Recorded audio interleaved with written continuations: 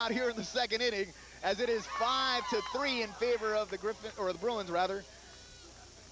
After a wild first inning where the Bruins took a 2-0 lead, only to have the Griffins take the lead 3-2. The Bruins retaking the lead 5-3. It's only the top of the second. Well, Rob Wygott was telling me about the sun in right field being a factor. Now, this was at second base, but the sun was a factor in that pop-up that should have been a routine out. Grounded to second, should be two. Flip to the shortstop in the dirt. Dug out nicely at first base by Fitzgerald, double play.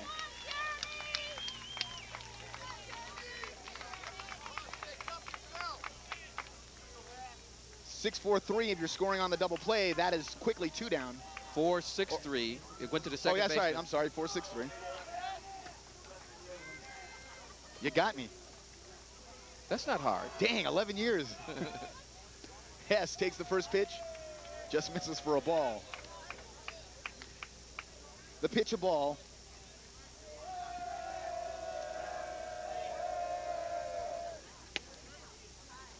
That pitch taken for a strike.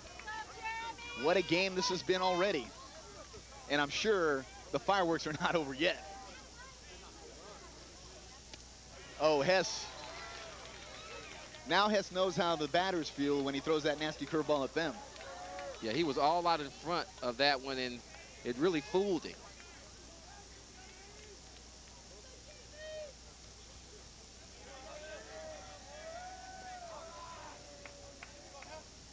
The designated hitter, which in the major leagues you know is used for the pitcher because they're otherwise a virtual automatic out. At the high school level, the designated batter can bat for anyone in the lineup. Unfortunately for Todd Marshall, it's for him today, but I'm sure he's satisfied with that considering Grady Werner just hit a 3-run home run batting for him. Well, he may not be satisfied with it. He should be. But I'm sure he feels a little bit better about it. Well, and certainly Mark Clabo feels great about it because he was the one that made the decision. He can now say, I told you so. Hess aboard on a base on balls, and the inning continues. The one statistic that I'm sure is in the back of Rob Wygott's mind is the number of pitches that Schwinn has thrown. He has been laboring, having given up 5 runs already. It is already a long afternoon for Schwinn. Schwinn Chris won Miller the at game. the plate now. Excuse me, Willie. Schwinn was the winning pitcher in the Irvine game, the first playoff game. Upstairs and away for a ball. Well, I'm sure Chris Miller would like to get in on the long ball fun. Kevin Miller has already homered. Brady Werner has already homered. Considering the dimensions of Blair Field, this must look almost like a Little League field.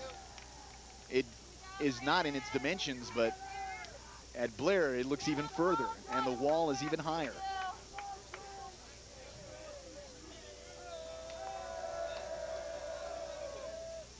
This one lifted to right field and deep. Back goes the right fielder, away back, gone! Another one out of the park. Well, I just mentioned Chris Miller would like to get in on the fun. He does.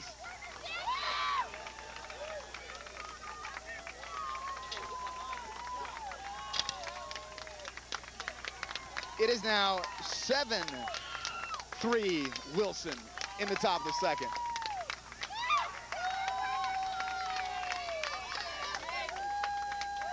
Wow. Well, this looks like a plain old fastball that he threw him, and he hit it to the opposite field. The amazing thing is how a virtual mirror image it was of his brother Kevin Miller's home run in the first inning. The left-hander went to left field. The right-hander in this instance went to right field. Third home run for Chris Miller. Third home run of the game for the Bruins. Curveball, a strike. They're going to have to nickname Schwinn Chuck and Duck after this one. Because thus far he's been chucking and he needs to be ducking. Well, he's keeping that ball high, over belt high, and that's dangerous, especially for a power team like Wilson. That pitch, a strike. And Kevin didn't like that when he turns around and talks to his on-deck batter. Or anyone who'll listen. It is a 5-run inning for the Bruins. The pitch down low for a ball. There's been 3 hits in this inning. The base hit by Hewitt, Werner's 3-run home run, Chris Miller's 2-run home run. The Bruins have just 4 hits in the game. 3 of them are home runs.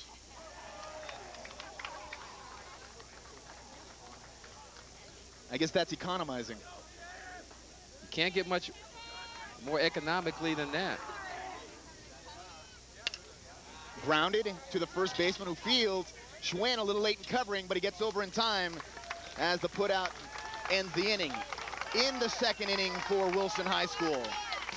5-run score on 3 base hits, 2 errors, nobody left on base. We're through 1.5, 7-3 Wilson. Lead for the Bruins disappeared into a 1-run deficit, but it has reappeared in the form of a 4-run lead. Let's see if Ron Prettyman can start it off. John Hartford's on deck. Lifted towards center, Chris Miller right there, easy put out.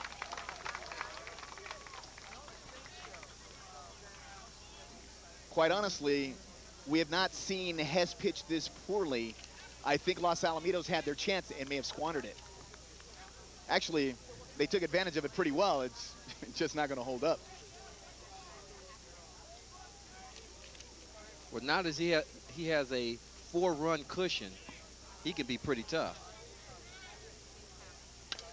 This one grounded to short. Gutierrez plays it on the high hop, flips over to first base. Billy Gwynn covering. That's out number 2. Good play by Edwin Gutierrez to charge and get it on that room service hop rather than having to play the short hop.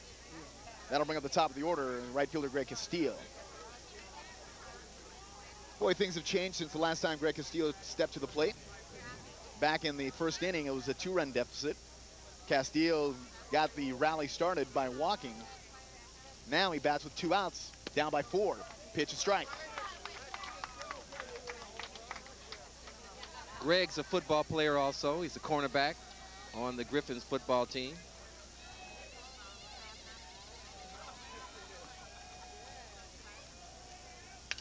Grounded, Hess fields it nicely. Won't make an error on this play. Sign retired, 1, 2, 3. First time we've seen that. No runs, no hits, no errors, nobody left on base. We're now through 2 complete. It's 7-3 Bruins.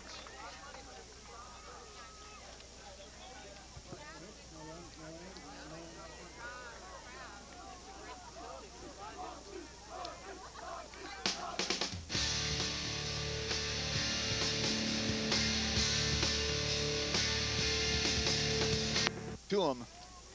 He did make an error in this ball game, but it was on a throw that was very difficult to make on a sacrifice, and the third baseman retreating to third.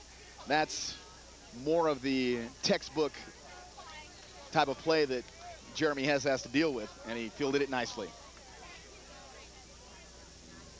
Well, since that time, Jeremy has retired 6 Griffins in a row, striking out 2, and the other one's bounding out on infield outs.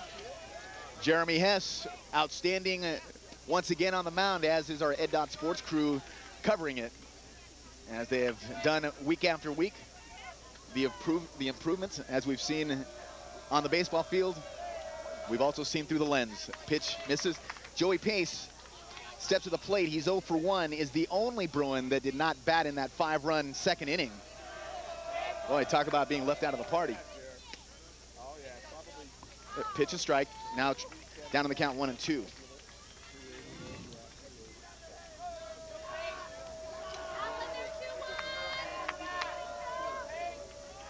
The 1-2.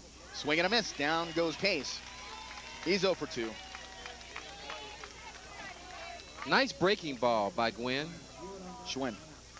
I said Gwynn, Schwinn, like the bicycle.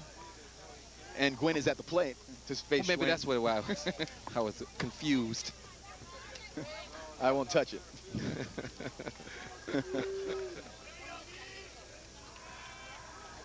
So 1 down. Both pitchers settling down, finally. It's taken a while. We're in the top of the 3rd. It has been, thus far, a slugfest. as it's lifted to right field and deep. Again, it's gone.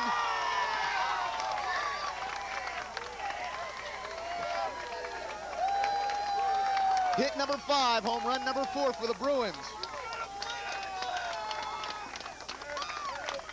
The funny thing is that the Griffins, as the home team, could have played this game at Blair Field, but chose to play it here because they felt they'd have a home field advantage. Bad move. Unfortunately, they may have a home field advantage, but it just doesn't hold this Bruin team. No, those 3 home runs may have been, 4 home runs may have been deep outs at Blair Field. But, you know, I understand Rob's rationale. He wants to play on his home field, and he's done a lot to renovate this field. Nonetheless, he has given up 4 home runs. 3 of those were probably deep outs at Blair Field.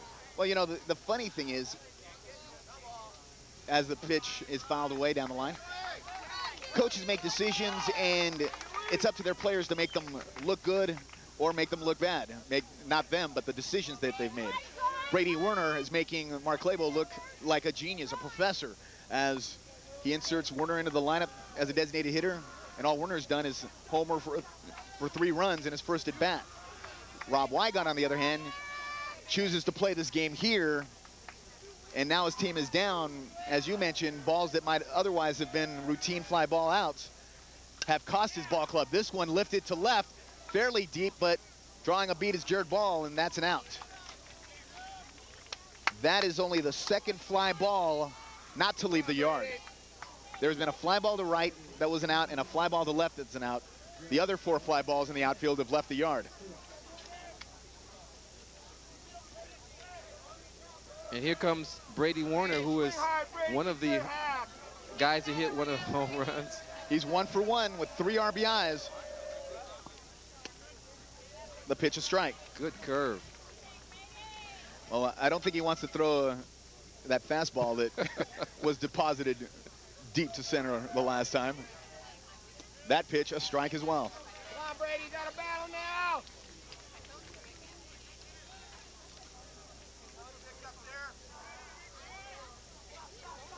0-2 on Werner.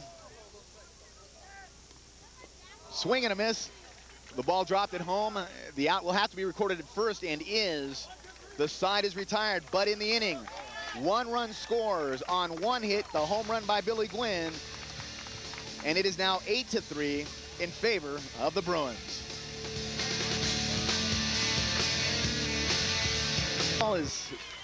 The point is to go home, and the Bruins would like to go home a winner, as the Griffins, who trail by 5, get a leadoff single by Ryan Godfrey. He's now 1 for 1. Ryan came in to the game batting .440, and he did a lot to hike that average on that base hit. He walked the first time. That'll bring up Chad Lindholm, who sacrificed and got aboard on the error by Jeremy Hess in the first inning. That scored the first run for Los Alamitos. Greg Castillo all the way from second base, and advanced Godfrey to third, where eventually they would both score.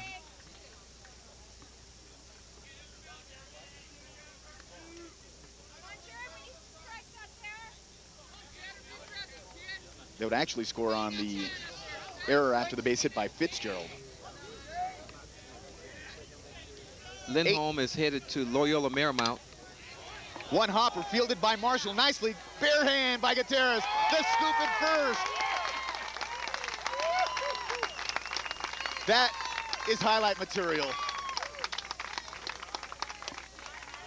Marshall fields the hot smash, flips to Gutierrez, who bare hands it. Boy, that was great. As we see the replay, and then he avoids, he gets upended, but he gets the throw off before he's upended. Beside barehanded and hitting the bag and making a perfect throw to first base on an attempt at breaking up of that double play. Which is the whole reason why Gutierrez had to barehand it, or at least in his own mind he had to. He felt that the only way he had a shot at first base was if he got rid of the ball quickly before the base runner, Ryan Godfrey, took him out. And Godfrey, who plays a little football, knows how to take a player out at second base. But Gutierrez, with a very slick fielding move, barehanded it and flipped to first, and Gwynn scooped it up nicely for the double play. 2 down here in the bottom of the 3rd inning after what seemed like a lengthy first inning, and I'm sure not just to us. The pitchers have settled down, and the game moving along at a nice clip now. Big Nick Fitzgerald is the nephew of Mike Fitzgerald, who was a Major League Baseball player. Went to Lakewood High School, as a matter of fact. As a matter of fact, you're absolutely correct. He starred for the Expos, but eventually played his career in Anaheim and amongst other stops.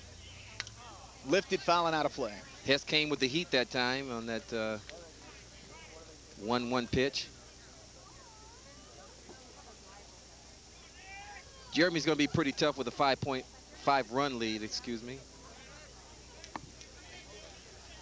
The 1-2 with 2 outs here in the 3rd. Fouled away again. Good job by Fitzgerald to stay alive. Fitz is a linebacker, or was a linebacker, and will be next year as a junior on this Griffin football team. He did not play the last time that these two teams got together. This team, it's got its share of seniors, but is actually a junior-laden ball club. They'll have to replace players like Godfrey, their pitcher Schwinn, and Ryan Hansen, but other than that, it's juniors up and down the line.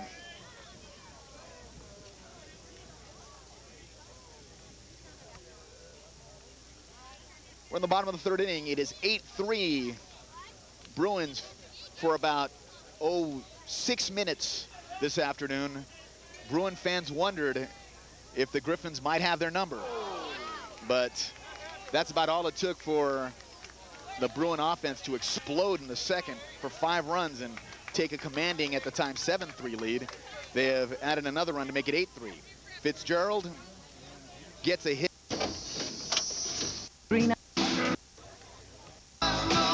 Fitzgerald aboard the hard way. That'll bring up Jared Ball. Jared's brother is Jaso Ball at UC Berkeley. He's a pitcher there. Maybe Jason? Jason, I didn't put that in on there. Jaso sounds like the football coach at Powell. It's Jason Ball, who's at UC Berkeley. Now, Jason faced Jeremy in that game that you alluded to when Jeremy was a sophomore in his first playoff game as a sophomore. Well, actually, wasn't it even his freshman year? I might be mistaken. I only you mean when Jeremy's freshman year? No, it was a sophomore year. A sophomore. No, it was his freshman. You're correct. It was his freshman year. I'm sorry, I didn't hear you. Did you say I was correct? Thank you. Yes. Wanted me to repeat that again. The pitch misses for a ball, or did they say it hit him? Couldn't have walked on a 1-1 count. Jared Ball steps into the pitch. I'm surprised that Mark Clabo doesn't have something to say to the umpire like, hey, how about trying to get out of the way just a little bit instead of walking into it? It's one thing not to try to get out of the way, but to walk into it is something completely different. Gotta try to get out of the That'll way. bring up Ryan Hansen. And the Griffins could be staring a golden opportunity in the face right here. If they can get a long ball the way the Bruins have, they'll catch up in a big hurry. After that wild top of the 1st inning began, where the first 4 batters got aboard, 2 walks, an error, and a base hit, Jeremy Hess had settled down, retiring 8 in a row before hitting Fitzgerald, then Ball. So if there is going to be any sporadic pauses in